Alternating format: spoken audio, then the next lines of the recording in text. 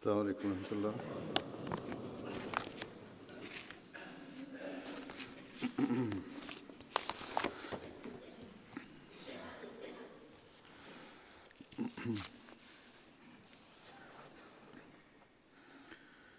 أشهد أن لا إله إلا الله وحده لا شريك له وأشهد أن محمدا عبده ورسوله أما بعد فأعوذ بالله من الشيطان الرجيم بسم الله الرحمن الرحيم الحمد لله رب العالمين الرحمن الرحيم مالك يوم الدين إياك نعبد وإياك نستعين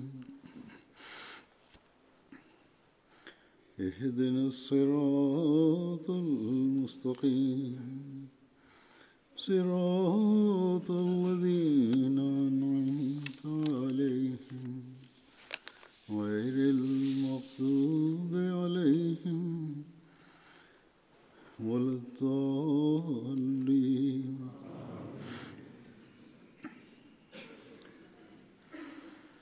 दुनिया में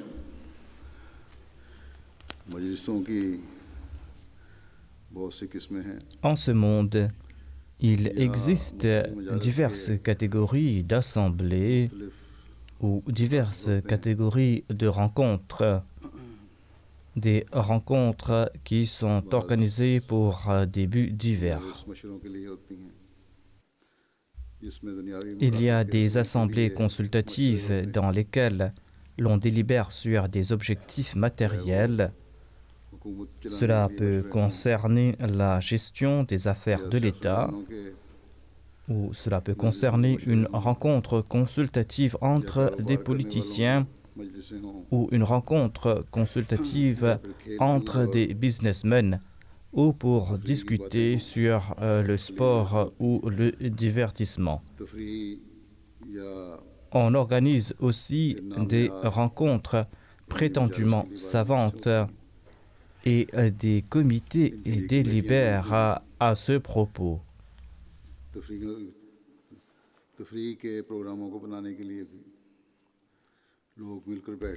Pour des rencontres de divertissement, les gens se réunissent et tiennent des conseils. Ainsi, toutes ces assemblées et tous ces comités et ces rencontres sont organisées pour des objectifs mondains. Ils ne sont pas tenus pour la cause de Dieu, pour la quête du plaisir de Dieu ou pour se rapprocher de lui.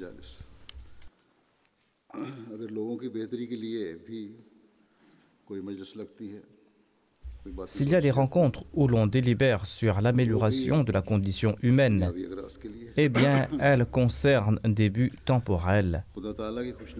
L'objectif n'est pas la quête du plaisir divin.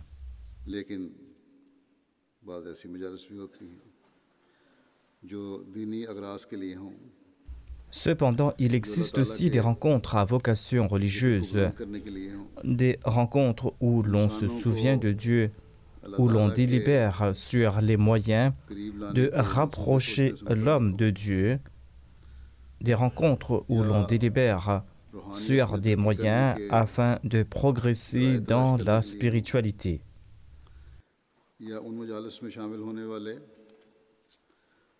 Les gens participent dans ces rencontres afin de mériter le plaisir d'Allah.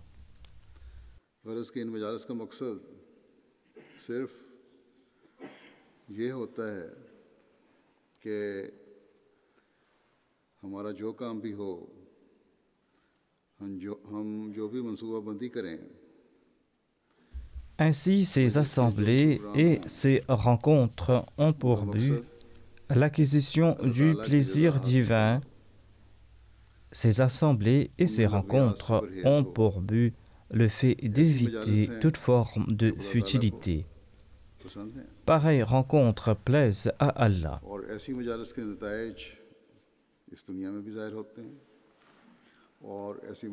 Et l'on voit les résultats de telles rencontres ici-bas sur terre, et ceux qui y participent sont récompensés par Allah l'exalté dans l'au-delà après leur décès.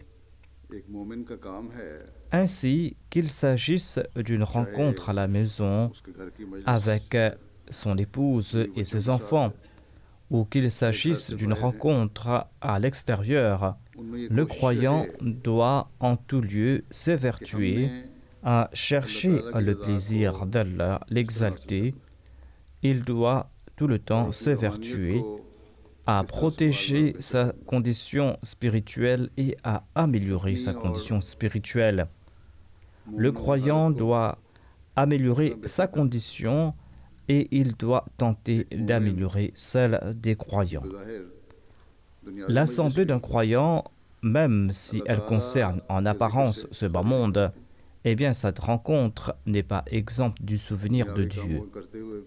Même en œuvrant en ce monde, le croyant tente d'éviter les futilités d'ici-bas. Même s'il s'affaire en ce bas monde, eh bien son cœur n'oublie pas le souvenir de Dieu.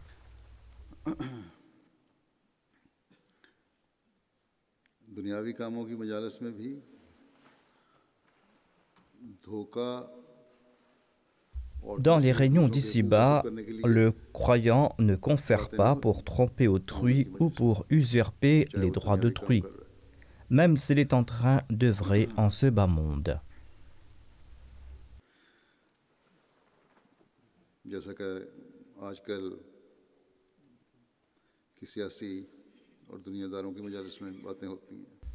Or, c'est ce que nous constatons ces temps-ci dans les assemblées politiques et les rencontres d'ici-bas.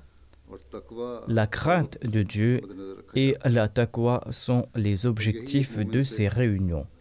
Voilà ce que l'on attend de la part du croyant, notamment qu'il soit à tout instant vigilant à cet égard.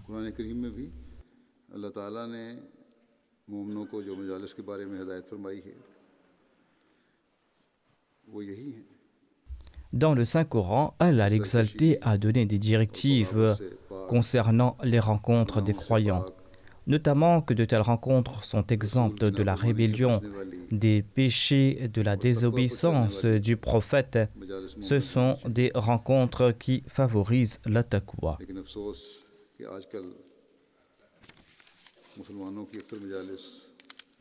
Mais malheureusement, aujourd'hui, la majorité des réunions des musulmans sont contraires à ces nobles objectifs.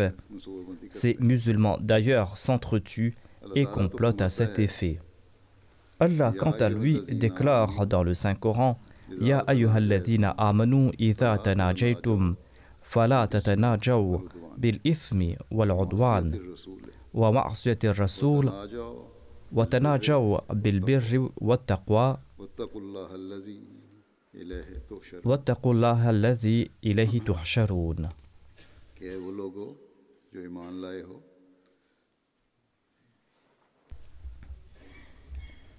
C'est-à-dire, ô vous qui croyez, lorsque vous conférez en secret, ne conférez donc pas pour commettre le péché ainsi que la transgression et pour la désobéissance au messager, mais conférez pour atteindre la vertu et la piété et craignez Allah auprès de qui vous serez tous rassemblés.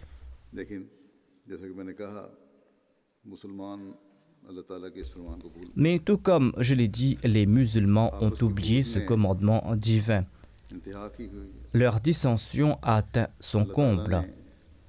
Allah, quant à lui, présente en ces termes un des signes des croyants, à savoir Ruhama ou Bainahum, notamment qu'ils éprouvent de l'amour et de l'affection mutuelle.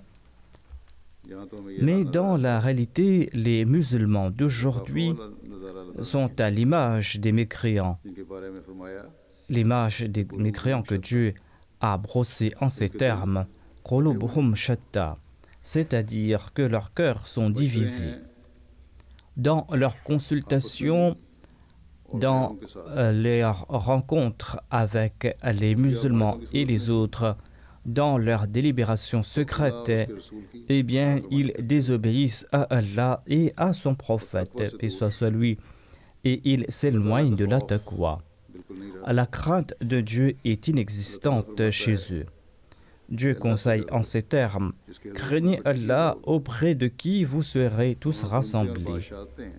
Dans l'au-delà, le pouvoir, la souveraineté, les richesses et le soutien des puissances occidentales ne vous seront d'aucun recours.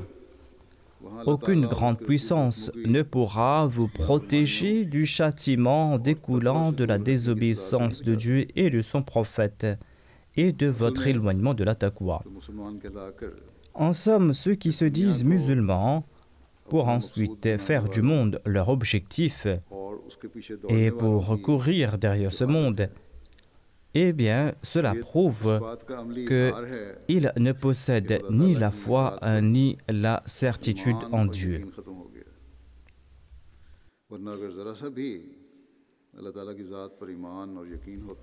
Sinon, s'ils entretenaient la moindre foi en Dieu, s'ils avaient la moindre certitude en la personne de Dieu, ni les hommes politiques musulmans, ni les leaders musulmans, ni les prétendus ulémas seront dans la situation dans laquelle nous les trouvons aujourd'hui.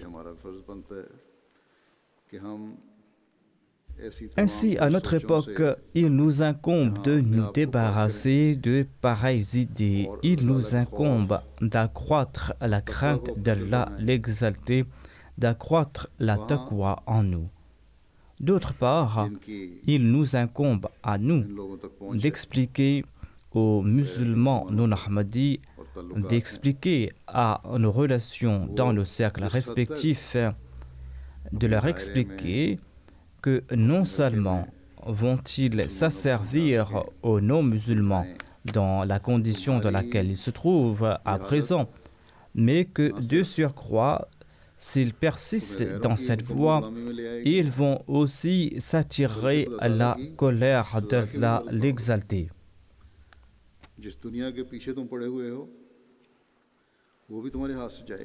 Ils vont perdre ce monde derrière lequel ils sont en train de courir tandis qu'ils avaient d'ores et déjà abandonné la foi. Il est grand temps à présent de faire naître en soi la crainte et la taqwa d'Allah, sinon ils vont tout perdre.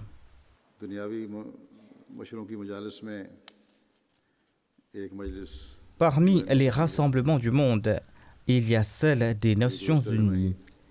Les Nations Unies qui avaient tenu son assemblée générale quelques jours auparavant, et lors de cette assemblée, le président des États-Unis avait prononcé un discours. Les analystes occidentaux ont opiné que ce discours du président des États-Unis favorise davantage les conflits et la discorde au lieu de favoriser la paix. Ces analystes occidentaux ont déclaré ouvertement que peut-être que ce discours plairait à l'Arabie saoudite et à quelques pays musulmans, sinon c'était un discours des plus pessimistes et c'était un discours qui avait pour vocation d'attiser les flammes de la guerre et des conflits. Ainsi donc, les États musulmans doivent respecter les injonctions divines et ils doivent éviter dissensions et conflits.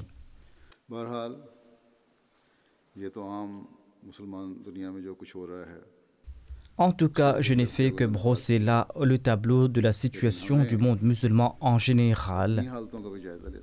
Nous devrons nous aussi analyser constamment notre situation, car Satan ne tolérera jamais que la Jamaat progresse.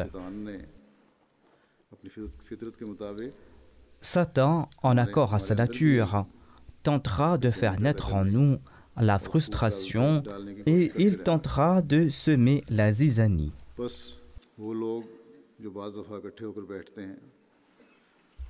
Certaines personnes se réunissent souvent et ils parlent contre les responsables de leur jamaat locale, de la jamaat de leur ville, de leur jamaat nationale. Eh bien, ces personnes sont sans nul doute influencées par Satan. La mission de Satan, sachez-le, est de vous attaquer en se posant en votre ami. C'est pourquoi souvent ceux qui participent à des rassemblements de ce genre ne sont pas en réalité contre le système de la Jamaat, mais ce sont des gens qui se préoccupent de la Jamaat et ils pensent que celui qui fait part de son opinion ou celui qui évoque son inquiétude est en train de dire la vérité et qu'il ne tente pas de fomenter le trouble et qu'il pense qu'il faut qu'il y ait de la réforme. Tandis que s'il y avait vraiment besoin de réforme, il fallait informer l'instance supérieure du pays concerné ou le calife de l'époque à propos du problème en question. Il n'est point correct de parler à ce sujet à droite et à gauche en groupe et d'en discuter comme si l'on est en train de parler de faits très confidentiels et très importants, ou parce qu'on se préoccupe beaucoup de la condition de la Jamaat. Cette manière de faire est un signe de transgression, de désobéissance à l'égard du prophète et de l'éloignement de la taqwa. Ainsi donc, Allah demande aux croyants d'être très vigilants à l'égard de tels rassemblements et il leur demande d'éviter pareilles rencontres. Si vous avez des doléances envers un titulaire de poste ou à l'endroit de l'amir, eh bien vous devrez vous plaindre au centre. Vous devez faire part de vos doléances au calife de l'époque. Là s'arrête la tâche des membres de la Jamaat. C'est le travail du calife de l'époque de voir comment gérer ce problème et comment résoudre ce problème. C'est vrai qu'il ne faut pas oublier de prier. Chaque Ahmadi doit prier en ressentant une réelle inquiétude pour la Jamaat, afin qu'Allah dissipe tout mal de la Jamaat, afin qu'il ne cesse d'accorder des gens pieux au service de la Jamaat. Il ne faut donc pas oublier cette chose très importante. Plus la Jamaat va grandir, plus Satan va lancer ses assauts.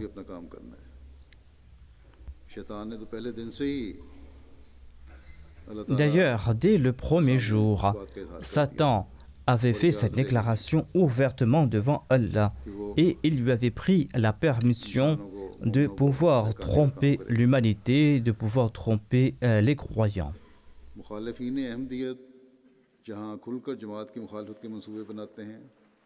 Les adversaires de la Jamaat font certes montre de leur opposition ouvertement et ils vont comploter à l'avenir. D'autre part, au nom de la sympathie, ils utilisent les simples d'esprit. Ils utilisent ceux qui sont faibles dans leur foi comme instruments pour fomenter des troubles. Ainsi donc, chaque Ahmadi doit être vigilant à cet égard. Qu'Allah protège la Jamaat de toute dissension interne et externe et qu'Allah accorde à tous la possibilité d'assister à des rassemblements où l'on évoque la vertu et la taqwa et non à des rassemblements d'incroyants, des rassemblements où l'on désobéit au prophète, des rassemblements où l'on se tient loin de la taqwa. Je vais présenter quelques hadiths du saint prophète Mohammed sallallahu alayhi wa sallam concernant ces rassemblements. Je vais aussi présenter quelques écrits du Messie premier l'Islam à cet égard, le Messie premier l'Islam, qui était le serviteur parfait du saint prophète Mohammed lui. Des récits et des hadiths qui expliquent ces différents types de rassemblements. Le Messie premier l'Islam nous présente les assemblées qui sied aux croyants et ainsi que la réaction qu'il doit montrer lorsqu'il est confronté à une assemblée qui n'est pas à la hauteur du statut d'un véritable croyant. Le Messie premier l'Islam explique: ma religion me dicte, et tel est l'exemple que doit suivre tout croyant, que s'il fait une promesse, il doit l'accomplir, sinon il doit se taire. Lorsque vous observez que dans une assemblée on est en train de se moquer d'Allah et de son prophète sallallahu alayhi wa sallam, vous devrez vous en écarter afin que vous ne soyez pas comptés parmi ceux-là, sinon il faudra que vous leur répondiez ouvertement et clairement. Voilà les deux réactions qui incombent aux véritables croyants. Il doit soit leur répondre strictement, soit ne rien dire et délaisser pareille assemblée. La troisième réaction n'est qu'hypocrisie, explique le Messie premier salam. En d'autres termes, rester assis avec eux en faisant semblant d'approuver leurs propos et exprimer son opinion à mi-voix et discrètement. C'est-à-dire rester assis dans cette assemblée, approuver les propos énoncés par couardise ou par peur, tout en critiquant à mi-voix qu'il n'en est pas ainsi et que ce qu'ils disent n'est pas vrai, mais ne pas exprimer ouvertement son opinion. C'est de l'hypocrisie, explique le Messie premier alayhi salam. Pareil comportement n'est pas digne d'un véritable croyant.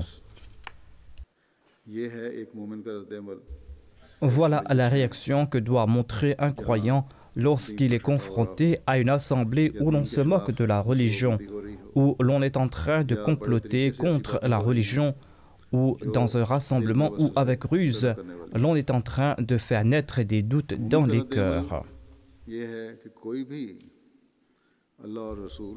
Le véritable croyant doit adopter un ton sévère envers ceux qui critiquent Dieu et son prophète sallallahu alayhi wa sallam, ou ceux qui critiquent le système de la Jamaat qu'il a établi. Il doit aussi informer ses critiqueurs que si leurs opinions sont avérées, eh bien, ils doivent faire parvenir leurs doléances au calife et au nizam. Il ne leur est pas autorisé de parler de cette manière. Si l'on reste assis dans de telles réunions et que l'on répond sans grande conviction et discrètement, eh bien ce sera de l'hypocrisie, tout comme l'affirme le Messie promis alayhi salam.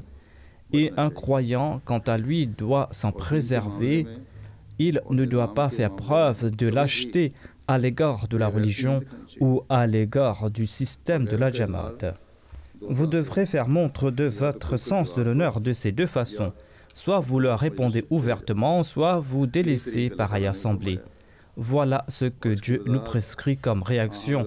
Et voilà ce que le saint prophète Mohammed sallallahu alayhi wa sallam nous a expliqué en détail.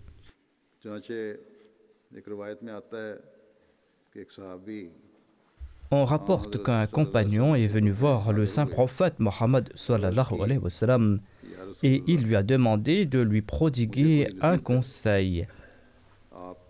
L'envoyé de Dieu sallallahu alayhi wa sallam lui a dit: adopte la taqwa d'Allah, et lorsque tu assistes à une réunion où l'on parle de choses qui sont conformes à ton tempérament, alors reste-y. En d'autres mots, si l'on y évoque la vertu et non des choses futiles, des choses qui sèment le désordre, eh bien tu dois y rester. Mais si l'on y parle des choses que tu n'apprécies pas, eh bien tu dois quitter cette assemblée. Le saint prophète sallallahu alayhi wa sallam a aussi clairement décrit les rencontres qu'un croyant ne doit pas apprécier. Il ne parle pas ici d'une préférence personnelle, mais plutôt des faits qu'il ne faut pas apprécier à l'égard du nizam et de la Jamaat. Il a déclaré qu'il faudra quitter pareille assemblée où l'on critique la nizam et la Jamaat. En ce qui concerne les assemblées qui ne doivent pas être appréciées, eh bien, Abdullah bin Abbas rapporte que quelqu'un demanda au saint prophète Mohammed sallallahu alayhi wa sallam à propos des assemblées auxquelles il doit participer. Le saint prophète, paix soit lui a conseillé: passe ton temps avec ceux qui te rappellent Dieu, ceux dont les discours vont accroître ta connaissance religieuse, ceux dont les actions te rappellent l'au-delà. Voilà les principes qu'un croyant ne doit jamais oublier avant de participer dans des assemblées.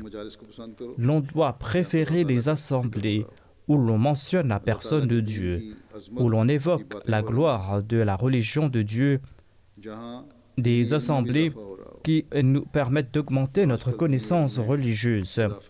De nos jours, il est primordial pour chaque Ahmadi d'acquérir cette connaissance religieuse. C'est surtout important pour ceux qui font le tabligh, pour ceux qui invitent vers Dieu. Tout cela est important. Et cela nous rappelle aussi l'au-delà. Cette connaissance est aussi importante pour la réforme morale et spirituelle. Ces rencontres nous rappellent que l'éclat de ce monde ne doit pas être le centre de toute notre attention. Les richesses et les plaisirs de ce monde ne sont pas une fin en soi. Au contraire, le plaisir de Dieu est le véritable but du croyant. Il est clair d'après le premier hadith qu'un croyant ne doit pas se contenter d'apprécier les assemblées des gens de ce bas monde. Il doit quitter de telles réunions immédiatement. Si l'on prête attention à cela, les adultes ainsi que les jeunes parmi nous pourront se préserver de beaucoup de péchés et de maux.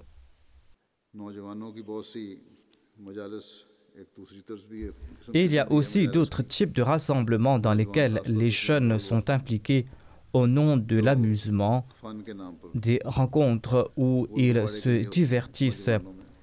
Certains de nos jeunes y sont impliqués en raison de l'influence de la société occidentale.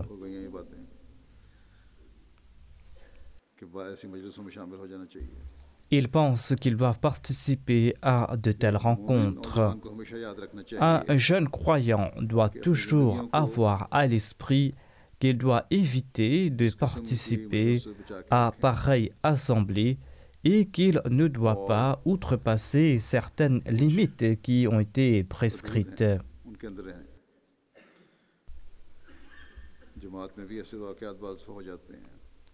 Au sein de la Jamaat, l'on constate qu'il y a parfois de tels incidents. Certains de nos jeunes, en atteignant l'âge de l'adolescence, sont influencés par des mauvaises compagnies et ils commettent des actions qui causent du tort à autrui, qui causent du tort à des voisins ou à un passant dans la rue, ou bien ils vont quelque part et causent du tort à quelqu'un par méchanceté. Et lorsqu'on apprend qu'il s'agit d'un membre de la Jamaat, eh bien cela ternit l'image de la Jamaat. Les parents doivent être vigilants quant à l'entourage et à l'influence de leurs enfants, afin que nos jeunes, dès leur adolescence, puissent être à l'abri de mauvaises influences et qu'ils soient à l'abri d'un environnement nuisible. Et les parents doivent créer chez eux un environnement pieux, un environnement qui puisse conférer à leurs enfants une excellente éducation. À une occasion, le saint prophète Mohammed a déclaré que lorsqu'un groupe de personnes siège dans la mosquée afin de réciter le livre d'Allah, afin d'échanger des conseils et des paroles pieuses, eh bien Allah leur accorde une sérénité et la miséricorde d'Allah les enveloppe et les anges les prennent sous leurs ailes. Par la grâce d'Allah, c'est là une très grande grâce d'Allah qu'au sein de la Jamaat, on a souvent de telles occasions. À travers le monde, de nombreuses Jamaat organisent des jalsa, des rencontres et des ijtima. Lors de ces événements, il y a également des programmes de tarbiya, des programmes pour l'éducation morale et spirituelle des membres, des programmes pour augmenter la connaissance et qui nous permettent de nous souvenir d'Allah. À titre d'exemple, aujourd'hui débute l'ijtima des lajna. Les lajna doivent également garder à l'esprit que la plus grande partie de leur programme doit être consacrée à des programmes religieux, des programmes qui permettent d'augmenter la connaissance. Et les femmes qui y participent doivent également garder à l'esprit qu'elles ne viennent pas participer à une foire. Elles doivent remplir l'objectif de leur participation à leur jalsa et il faut qu'elles organisent régulièrement des assemblées religieuses et qui permettent d'augmenter leurs connaissances. Même en dehors de tels programmes, au lieu de parler de tout et de rien, au lieu de s'adonner à des discussions futiles, elles doivent avoir des discussions constructives et toujours éviter des propos futiles et éviter de perdre leur temps. À une occasion, le saint prophète sallallahu alayhi wa sallam a déclaré que si des personnes siègent dans une assemblée et qu'ils ne se souviennent pas d'Allah dans cette réunion, eh bien, le jour du jugement, ils regarderont cette assemblée avec beaucoup d'affliction, avec beaucoup de tristesse. Ainsi, celles qui participent à l'ijtima doivent garder à l'esprit qu'elles doivent remplir l'objectif de leur participation. Au lieu de perdre leur temps dans des rires, des moqueries, des discussions futiles, elles doivent passer une grande partie de leur temps à se souvenir d'Allah, à parler de choses pieuses, à écouter des paroles pieuses, afin qu'au jour du jugement, nos assemblées ne soient pas des assemblées qui soient regardées avec grande détresse et tristesse. Le saint prophète Mohammed sallallahu alayhi wa sallam nous a conseillé de marcher sur la voie de la taqwa et de rester en compagnie des gens qui possèdent la taqwa. Il est rapporté que le saint prophète Mohammed sallallahu alayhi wa sallam a déclaré: ne restez pas en compagnie d'autres personnes que les croyants et que personne ne mange vos repas excepté les muttaqis. Nous restons en contact avec différentes personnes en ce bas monde. Nous sommes également amenés à rencontrer d'autres personnes en ce bas monde. Nous fréquentons également des non-musulmans. Il n'est pas possible d'éviter complètement la compagnie des non-croyants. Le saint prophète Mohammed sallallahu alayhi wa sallam voulait tout simplement dire que vos amitiés les plus fortes, que vos fréquentations les plus courantes, que la majorité de votre temps et la majorité de vos assemblées doivent se faire en compagnie de ceux qui ont une foi très ferme, en compagnie de ceux qui possèdent la taqwa, afin que vous puissiez vous aussi avancer dans la voie de la vertu et de la taqwa. Le Messie prophète sallam a déclaré: l'une des voies enseignées par Allah l'exalté permettant la réforme de l'âme est que l'on doit partager la compagnie des véridiques. C'est-à-dire qu'il faut rester en la compagnie de ceux qui sont fermement établis sur la vérité, à la fois dans leurs actes et dans leur comportement. C'est-à-dire la compagnie des personnes dont les paroles et dont les actes sont basés sur la vérité, des personnes desquelles émane la vérité, des personnes qui sont pieuses.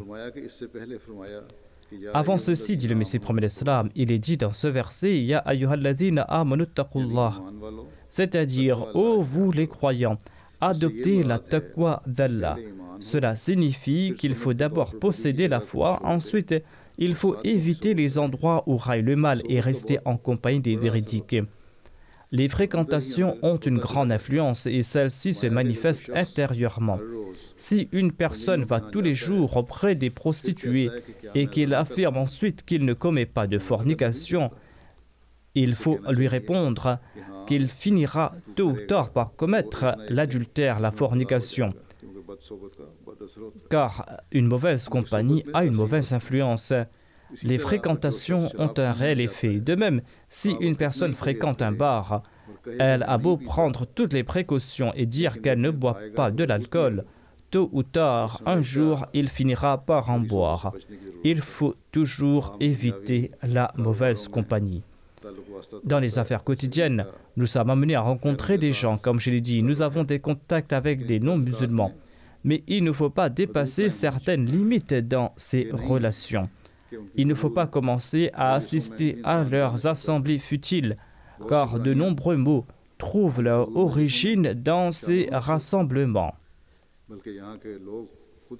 Même des femmes d'ici, des femmes occidentales, ont fait part que leur mari était naguère de bonne nature, mais à cause de certains de leurs amis, ils ont pris de mauvaises habitudes et ils ont commencé à participer à des regroupements futiles et indécents. Ainsi, même ces occidentaux, ceux qui ne sont pas musulmans, commencent à s'en rendre compte de cela. Nous devrons nous aussi nous inquiéter davantage. Afin d'éviter cela, le saint prophète Mohammed sallallahu alayhi wa sallam a déclaré que le fait de trop fréquenter les athées, de trop manger avec eux, vous fera éloigner de la religion et de la taqwa. Il faut certes établir des contacts pour l'établir. Il faut certes partager des paroles pieuses, Sans cela, il n'est pas possible d'accomplir le tabligh. Mais afin de remplir cet objectif, il faut les inviter dans nos assemblées, car ainsi ces assemblées pieuses auront un impact sur eux. Nombre d'étrangers participent dans nos jalsa, dans nos événements, et en y participant, ils disent qu'ils ont ressenti un réel changement en eux. En détaillant l'influence que peut avoir un milieu, le Messie promet l'Islam explique: lorsqu'une personne s'assoit à côté d'une personne pieuse et véridique, alors elle est influencée par cette piété, par cette véridicité. Mais la personne qui abandonne la compagnie des véridiques et préfère les mauvaises fréquentations, eh bien, elle est influencée par le mal. C'est pour cette raison que les hadiths et le Saint-Coran recommandent d'éviter les mauvaises compagnies. Et il est dit qu'il faut immédiatement quitter les rencontres où on est en train de se moquer d'Allah et de son prophète sallallahu alayhi wa sallam. Car celui qui ne quitte pas pareille assemblée, après avoir entendu ces moqueries, sera compté parmi ceux qui en sont coupables. Le Messie promet l'Islam explique: celui qui reste parmi les véridiques et parmi les pieux sera compté parmi eux. Il est donc très important de se conformer à cette injonction de partager toujours la compagnie des justes. Et il est rapporté dans les hadiths qu'Allah envoie des anges en ce bas monde. Ils viennent assister à des assemblées des gens purs. Lorsqu'ils repartent, Allah leur demande: qu'avez-vous vu là-bas? Et ils répondent qu'ils ont vu une assemblée où les gens se souvenaient de toi, mais qu'il y avait une personne qui ne faisait pas partie de cela et qui ne faisait pas ton zikr et qui était assise parmi eux. Allah, l'exalté, répond: elle est également comptée parmi ceux-là, car je les ai tellement bénis que tous ceux qui se trouvent en leur compagnie ne partiront pas sans être bénis. L'on a déduit facilement que partager la compagnie des justes est des plus avantageux. Il est des plus malchanceux celui qui ne partage pas la compagnie des justes. Ainsi, ceux qui partagent la compagnie des croyants méritent les faveurs d'Allah l'exalté, et ce sont ces assemblées qui débordent du souvenir d'Allah. Ensuite, le Messie promet l'Islam explique: beaucoup affirment croire en Allah du bout des lèvres. Or, quand on les scrute, on constate qu'ils regorgent d'athéisme. Car lorsqu'ils s'affairent en ce bas monde, eh bien, ils oublient complètement la colère de Dieu, ils oublient complètement la grandeur de Dieu. C'est pour cette raison qu'il vous incombe de supplier Dieu de vous accorder la connaissance de sa personne. Sans cette gnose, il ne vous sera pas possible d'atteindre la certitude parfaite. On en possédera quand on comprendra que couper toute relation avec Allah l'exalté est synonyme de mort. Priez afin que vous soyez à l'abri du péché. Cependant, ne délaissez pas les moyens et fouillez toutes ces rencontres et toutes ces assemblées qui incitent au péché. De plus, ne cessez de prier et sachez que vous ne pourrez vous libérer des calamités qui accompagnent l'homme selon le décret divin. Vous ne pourrez vous libérer de ces calamités sans l'aide de Dieu. Dans la Salat prescrite 5 fois par jour se trouve l'indication suivante. Si la Salat ne protège pas des passions charnelles et des idées qui en découlent, elle ne sera pas une Salat véritable. La Salat ne signifie pas se cogner le front et accomplir des actes rituels. La Salat est un acte que ressent le cœur et qui fait fondre l'âme devant le seuil divin dans une grande détresse. Dans la mesure du possible, faites naître en vous cette détresse et implorez Dieu en toute humilité afin que vous puissiez vous débarrasser de l'orgueil et du péché que recèle l'âme. Voilà le type de Salat qui est bénite. Si le croyant est constant sur cette voie, il constatera que matin et soir son cœur sera baigné d'une lumière et l'ardeur de l'âme qui incite au mal diminuera. En l'âme qui incite au mal existe un poison mortel à l'instar de celui que comprend le venin du serpent. Celui qui a créé ce poison en détient l'antidote, c'est-à-dire que Dieu possède le remède pour le mal. C'est pour cette raison qu'il faudra se prosterner devant lui, implorer son soutien, afin d'être à l'abri pour toujours des influences néfastes du monde et de la mauvaise compagnie et de ses effets. Selon un récit, lorsque le saint prophète, paix soit sur lui, clôturait une assemblée et s'en allait, il priait en ces termes: Saint es-tu, ô Allah, je jure qu'il n'y a pas d'autre Dieu hormis toi. J'implore ton pardon et je me tourne vers toi. Le saint prophète Mohammed sallallahu alayhi wa sallam a aussi déclaré que, en récitant à 3 reprises la formule suivante quand on quitte une assemblée, l'on sera, par la grâce de Dieu, à l'abri de tout péché commis lors de cette rencontre. Si l'on a participé à une rencontre vertueuse et qu'on s'est consacré au souvenir de Dieu, on scellera cette rencontre grâce à cette formule. Cette supplication en question se lit ainsi: Subhanakallahumma wa bihamdika la ilaha illa anta astaghfiruka wa atubu ilayk. Saint es-tu, ô Allah, dans toutes tes louanges.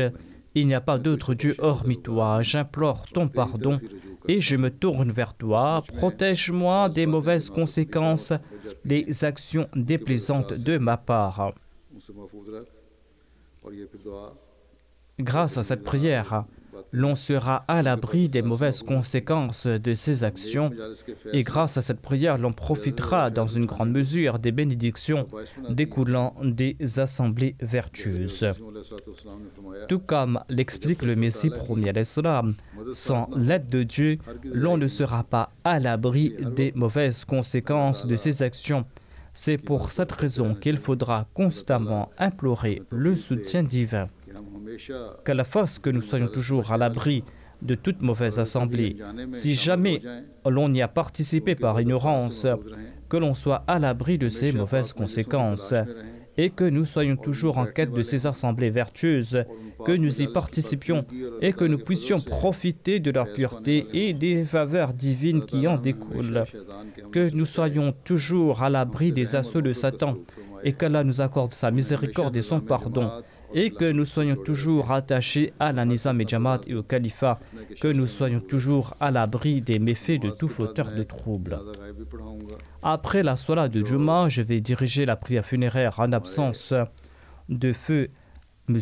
Bilal Abdus Salam, qui était un Ahmadi d'origine africaine et qui résidait à Philadelphie aux États-Unis. Il est décédé le 13 septembre dernier. Inna lillahi wa inna ilayhi raji'un. C'est à Allah que nous appartenons et c'est à lui que nous retournerons. Le défunt était présent pour la Jalsa Salana du Royaume-Uni cette année-ci, le premier jour lors de la rencontre de l'association panafricaine. Il a eu soudainement une attaque paralytique. Son état s'était détérioré. Il a été transporté à l'hôpital et il était sous traitement pendant quelques jours à l'hôpital ici. Sa santé s'était en apparence rétablie et je l'ai rencontré à 2 reprises. Il avait l'air d'aller mieux et il est rentré aux États-Unis par la suite. Le défunt était né à Philadelphie en 1934 et il a perdu ses 2 parents à l'âge de 6 ans. À l'âge de 8 ans, il est parti en internat où il a étudié la Bible. Par la suite, il a trouvé différents emplois et il a servi pendant quelque temps dans l'armée. Il a servi comme prêtre évangélique à partir de 1957. Il n'acceptait pas pour autant certaines croyances de la doctrine chrétienne. En 1960, il a rencontré un musulman sunnite qui lui a remis un exemplaire du Saint-Coran publié par la Jamaat Ahmadiyya. Le défunt lui a demandé qui a publié ce Coran. Le sunni a dit que ce ne sont pas des musulmans, mais leurs livres sont très bons. Ainsi donc, grâce à cet individu, le défunt a eu l'adresse d'un magasin de l'Ahmadi. Il est parti là-bas où il a vu la photo du Messie premier l'Islam. On lui a informé qu'il s'agissait du Messie premier l'Islam et de l'imam Al-Mahdi. Par la suite, M. Bilal a embrassé l'Ahmadiyya et il n'a cessé de prêcher le message de l'Ahmadiyya à Philadelphie en compagnie d'autres Ahmadis. M. Bilal Abdus-Salam avait aussi l'ardent désir d'apprendre le Saint-Coran. Il voyageait pendant 4 heures tous les 2e dimanches afin de partir à Pittsburgh pour accroître son savoir. Et il a servi en tant que président de la Jamaat de Philadelphie et en tant que secrétaire Waqf Jadid pour les nouveaux convertis au sein du comité central. Il avait aussi dédié sa vie à travailler à Baltimore pendant quelque temps en tant que missionnaire honoraire. Par la suite, il n'a cessé de prêcher le message de l'Ahmadiyya. Il avait un amour sans borne pour le califat, il était respectueux de la Nizam-e-Jamaat et faisait montre d'une obéissance indéfectible à son égard. Il avait toujours les yeux en larmes lorsqu'on évoquait les califes. Il a participé à la Jalsa Salana de Qadian en 1975. La mosquée de Philadelphie est en construction. Le défunt avait de grands espoirs à propos de cette mosquée. Il avait aussi beaucoup entrepris pour la construction de la mosquée. Durant la construction, quotidiennement, il passait toute la journée dans la cabine sur le site. Il priait et il faisait de son mieux pour que la construction se termine dans les plus brefs délais. On espère qu'Inch'Allah, sa construction sera complète. Son épouse était pasteur. Elle n'était pas Ahmadi. Or, ils étaient toujours en bons termes. Le défunt laisse derrière lui 2 fils et 2 filles. Un de ses fils, qui s'appelle Omar Abdussalam, a embrassé l'Ahmadiyya en 1993. Ses autres enfants ne sont pas Ahmadis.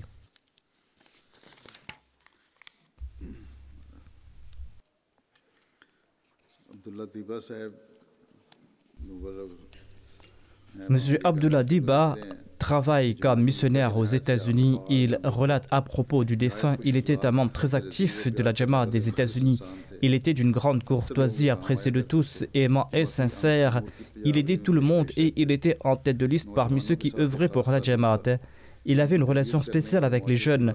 Il faisait tout pour leur éducation morale et spirituelle et pour les protéger des maux de la société.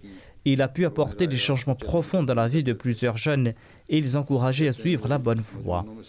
Un nombre important de ces jeunes sont devenus des membres actifs de la Jamaat et de la société grâce à l'éducation du défunt.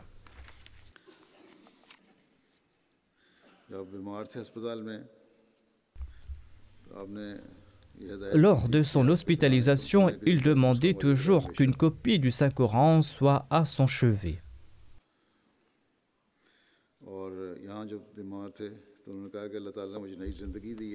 Quand il était tombé malade ici, il disait qu'Allah lui avait accordé une nouvelle vie et qu'il souhaitait compléter quelques-uns de ses tâches. Comme je l'ai souligné, il avait un lien profond avec le califat et quand il venait me rencontrer, il avait un sourire merveilleux sur les lèvres et de la sincérité et du dévouement. Tout cela brillait dans ses yeux. Qu'Allah exalte son statut et qu'Allah lui accorde son pardon et qu'il permette à ses autres enfants d'embrasser l'Ahmadiyya.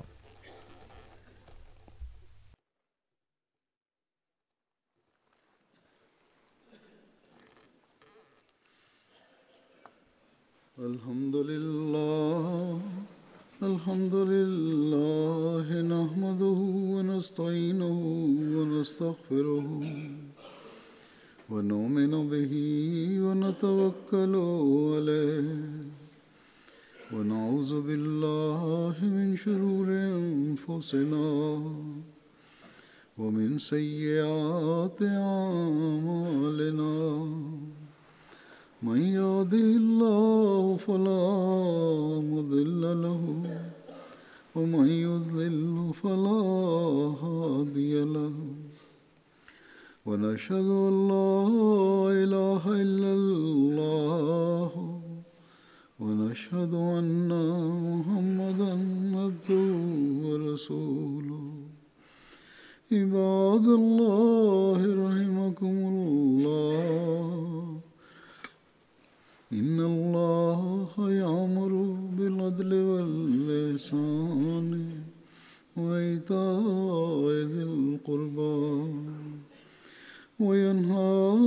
عن الفحشاء والمنكر والبغي يعظكم لعلكم تذكرون اذكروا الله يذكركم وادعوه يستجب لكم ولذكر الله أكبر